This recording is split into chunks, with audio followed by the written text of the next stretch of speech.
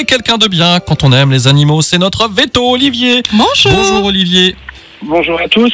Alors, le thème du jour, on parle de maladies valvulaires dégénératives du chien. C'est quoi ? Nadia disait finalement que c'était un souci Au cœur, je au pense. niveau du cœur, c'est ça ? Exactement, c'est une maladie qui est très très fréquente chez le chien, c'est une maladie du cœur, oui. Donc il y a beaucoup d'animaux qui sont touchés, il y a beaucoup d'auditeurs qui vont reconnaître la pathologie de leur chien dans cette chronique. D'accord. Donc la maladie valvulaire, on l'appelle aussi l'endocardiose mitrale, donc c'est qui va toucher une valve au niveau du cœur. Ça va être une dégénérescence de la valvule. La valvule elle va donc plus se fermer correctement, elle va plus assurer son rôle de barrière et le sang il va refluer dans le mauvais côté, dans le mauvais sens en fait au niveau du cœur. Cette maladie, c'est une maladie qui est progressive, donc qui évolue avec le temps. On a de la chance, c'est que l'évolution elle est relativement lente. Par contre, elle est irréversible.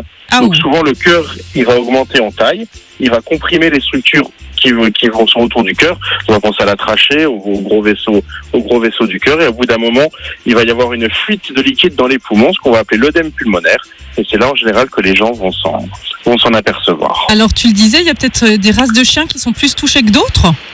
Alors en général, ce sont les chiens de petits et moyens gabarits, donc on parle en dessous de 25 kilos. Et le roi de la maladie, malheureusement, il n'a pas de chance, c'est le cavalier King Charles. Où on a quasiment 100% des cavaliers King Charles qui ont ce type de maladie. Et chez eux, on a mis en évidence une origine génétique, en fait. D'accord. Alors c'est quoi les symptômes comment est-ce qu'on remarque, nous, propriétaires de chiens, qu'il y a cette maladie, que mon chien a cette maladie ?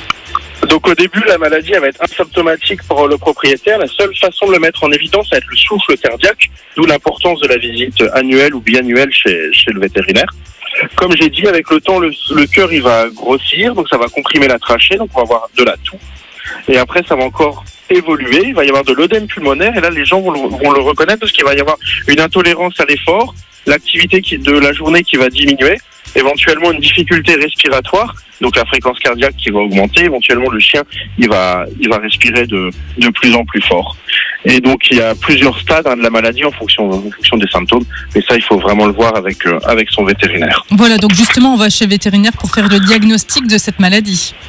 Tout à fait. Voilà. Donc le diagnostic, ça va être le meilleur des diagnostics, ça va rester l'échographie du cœur. On va regarder à l'échographie comment le cœur se contracte, quel est l'état des valvules, et on va pouvoir classer la maladie dans différents stades. Et en fonction de ces différents stades, il y aura des traitements complètement différents. Alors justement, quel traitement est-ce qu'on peut soigner ce... Alors, on va pas pouvoir soigner, par contre, on va pouvoir ralentir le fait que la valvule, elle s'abîme. Donc, il va y avoir plusieurs médicaments à donner. Souvent des médicaments donc contre l'insuffisance cardiaque, des médicaments pour éviter ou bien ralentir la déformation de la valvule cardiaque. D'autres médicaments pour permettre au cœur de mieux se contracter. Et dans certains cas, on est même obligé de mettre des diurétiques parce que le cœur, il est dépassé et il y a de l'eau qui reste au niveau des poumons. Donc ça, en fonction de chaque cas, chaque animal, en fonction de son âge, sa façon de vivre, on adapte un traitement différent. Après, comme on dit toujours, si vous souhaitez en savoir plus, si vous avez des doutes, contactez votre vétérinaire qui vous donnera donc toutes les bonnes informations. Olivier, merci beaucoup. On met tout ça sur notre site radiomélodie.com dans les podcasts pour écouter ça tranquillement à la maison. On se dit à mardi dans 15 jours. Dans 15 jours, exactement. Merci Olivier, dans 15 jours. Ciao, ciao.